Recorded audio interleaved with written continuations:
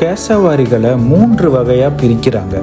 Southern கேசவாரி, northern கேசவாரி மற்றும் dwarf கேசவாரி. அதாவது தெற்கு கேசவாரி, வடக்கு கேசவாரி மற்றும் குள்ள கேசவாரின்னு 3 வகையாக பிரிக்கிறாங்க. இதில் பொதுவாக எளிதாக பார்க்கக்கூடியது தெற்கு கேசவாரி தான். இது 2 மீட்டர் வரை உயரமும் 60 கிலோகிராமுக்கு மேலே எடையும் இருக்குது.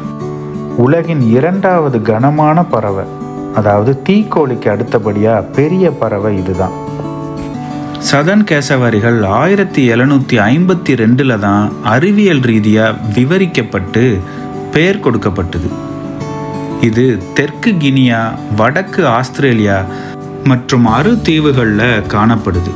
இன்னைக்கு 10,000 இருந்து 20,000 சதர்ன் கேசவாரிகள் இருக்கும்னு கணக்கிடப்பட்டிருக்கு. ஆனால் இவற்றோட எண்ணிக்கை கொஞ்சம் கொஞ்சமாக கூடிக்கிட்டே வருதுங்கிறது மகிழ்ச்சியான செய்தி.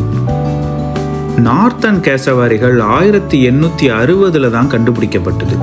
வடக்கு மற்றும் மேற்கு நியூ கினியா மற்றும் யாப்பன் பகுதிகளில் இருக்கிற தாழ் நிலங்களில் தான் இவை அதிகமாக வாழுது. கழுத்து பகுதியில் தங்க நிற தோல் இருக்கிறதால இவற்றை கோல்டன் நெக்டு கேசவாரின்னு அழைக்கிறாங்க. இன்னைக்கு 15,000க்கும் குறைவான நார்த்தன் கேசவாரிகளே எஞ்சி இருக்கு. மேலும் இவற்றோட எண்ணிக்கை குறைஞ்சிக்கிட்டே வருதுங்கிறது கவலை அளிக்கிற ஒன்று. டார்ஃப் கேசவாரிகள் 1857 ஆண்டில் தான் கண்டுபிடிக்கப்பட்டது.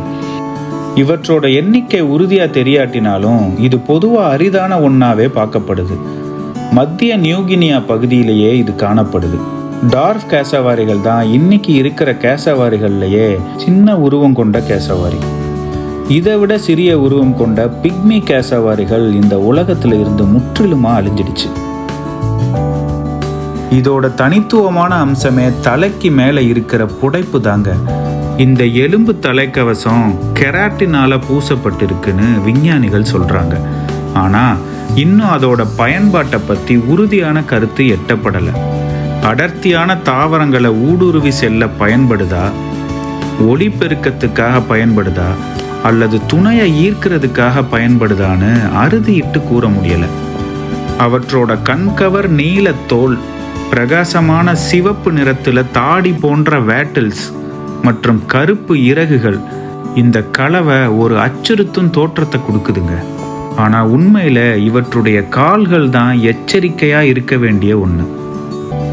இந்த வீடியோ பிடிச்சிருந்தா கீழே இருக்க லிங்கை கிளிக் பண்ணி இதனுடைய முழுமையான வீடியோவை பாருங்கள். மறக்காமல் நம்ம சேனலுக்கு சப்ஸ்கிரைப் பண்ணி உங்களுடைய ஆதரவை கொடுங்க.